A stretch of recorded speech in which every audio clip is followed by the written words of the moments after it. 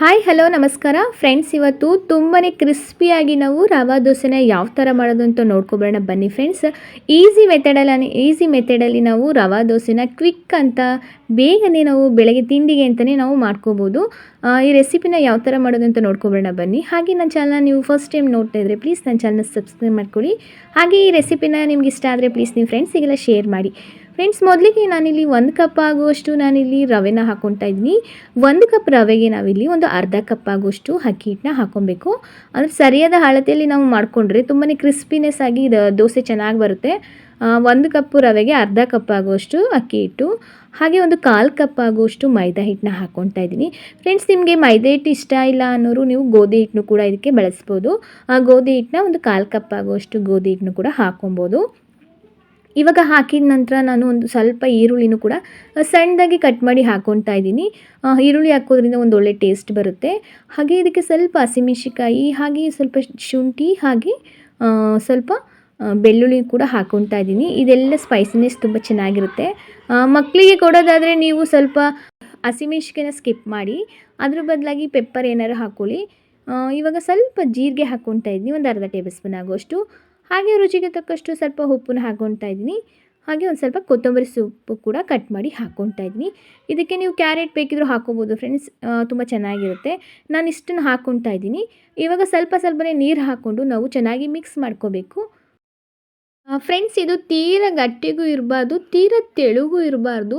ಒಂದು ಮೀಡಿಯಮ್ ಆಗಿ ನಾವು ಇದನ್ನು ನೀಟಾಗಿ ಮಿಕ್ಸ್ ಮಾಡ್ಕೊಳ್ಳೋಣ. ನೋಡಿ, ಅದಕ್ಕೆ ನಾನು ಒಂದು ಸ್ವಲ್ಪನೇ ನೀರನ್ನ ಹಾಕ್ಕೊಂಡು ಮಿಕ್ಸ್ ಮಾಡ್ಕೊತಾ ಇದ್ದೀನಿ. ಈ ರೆಸಿಪಿನ ನೀವು ದಿಢೀರಂತ ಮಾಡ್ಕೋಬೋದು. ತುಂಬಾ ಸಿಂಪಲ್ ಮೆಥಡ್ ಇದು.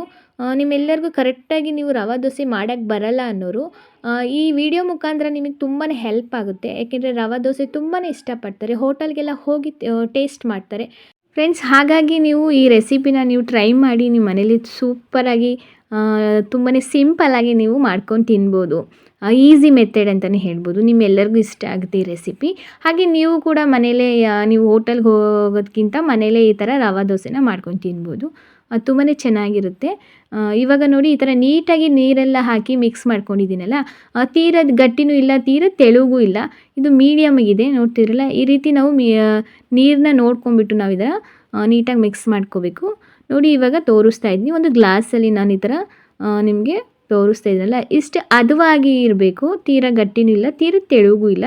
ಈ ರೀತಿ ನಾವು ಈ ಥರ ರೆಡಿ ಮಾಡಿ ಇಟ್ಕೋಬೇಕು. ಇವಾಗ ಗ್ಲಾಸಲ್ಲೇ ನಾವು ಹಾಕ್ಕೊಬೇಕಾಗುತ್ತೆ. ಇವಾಗ ಒಂದು ಪ್ಯಾನ್ಗೆ ನಾನು ಸ್ವಲ್ಪ ಎಣ್ಣೆ ಹಾಕ್ಕೊತಾ ಇದ್ದೀನಿ. ನೋಡಿ, ಒಂದು ಸ್ವಲ್ಪ ಎಣ್ಣೆ ಹಾಕ್ಕೊಳ್ಳೋಣ. ಸ್ವಲ್ಪ ಎಣ್ಣೆ ಚೆನ್ನಾಗಿ ಕಾಯಬೇಕು ತವ. ಇದಕ್ಕೆ ಚೆನ್ನಾಗಿ ಕಾದ್ಮೇಲೆ ಇವಾಗ ನೋಡಿ ದೋಸೆ ಹಿಟ್ಟನ್ನ ಹಾಕ್ಕೊತಾ ಇದ್ದೀನಿ. ಇಷ್ಟು ಹದವಾಗಿದ್ದರೆ ಸಾಕು. ನೋಡ್ತೀರಲ್ಲ, ಇಷ್ಟು ಹದವಾಗಿದ್ದರೆ ದೋಸೆ ತುಂಬಾ ಚೆನ್ನಾಗಿ ಬರುತ್ತೆ. ರವಾ ದೋಸೆ ನೋಡಿ ಯಾವ ಥರ ಇದೆ ಅಂತ ನೋಡ್ತಾ ಇದ್ರಲ್ಲ ಫ್ರೆಂಡ್ಸ್, ಯಾವ ಥರ ಇದೆ ಅಂತ. ಕ್ರಿಸ್ಪಿಯಾಗಿ ಸೂಪರಾಗಿ ರವಾ ದೋಸೆನ ನಾವು ಮನೆಯಲ್ಲೇ ಮಾಡ್ಕೋಬೋದು.